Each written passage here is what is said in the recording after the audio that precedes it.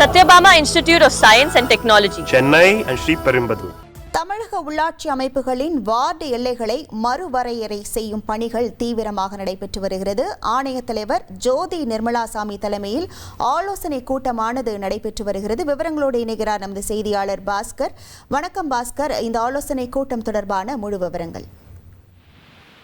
தமிழக உள்ளாட்சி தேர்தல் ஒரு 11 மாத கால இடைவெளியில நடைபெற வேண்டிய நிலை இருக்கிறது. அதற்கு முன்னதாக ஒரு 11 மாவட்ட ஊராட்சிகள், 40 ஊராட்சி ஒன்றியங்கள், 177 கிராம ஊராட்சிகளில் தேர்ந்தெடுக்கப்பட்ட உறுப்பினர்களுடைய எண்ணிக்கையை இறுதி செய்வது, அதனுடைய தொடர்புடைய வார்டு எல்லையை மறுவரை செய்ய வேண்டிய நிலை ஏற்பட்டிருக்கிறது. இதை கருத்தில் கொண்டுதான் அது குறித்தான முடிவெடுப்பதற்கான ஒரு ஆலோசனை கூட்டம் என்பது தமிழ்நாடு மாநில தேர்தல் ஆணையர் தலைமையில நடைபெற்று வருகிறது.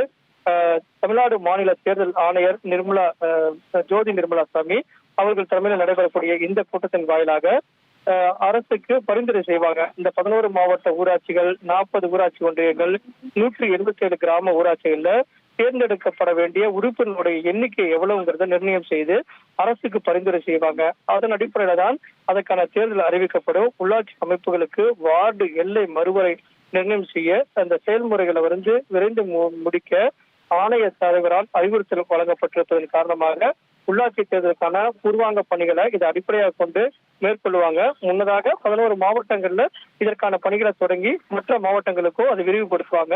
அப்படிங்கிறது அடிப்படையில தான் வார்டு எல்லை மறுவரை என்பது இதன் மூலமாக மேற்கொள்ளப்பட உள்ளது அப்படிங்கிறதா தற்போதைய அறிவிப்பாக உள்ளது. விவரங்களுக்கு நன்றி Bhaskaran. Satyabama Institute of Science and Technology, Chennai and Sri Perumbudur.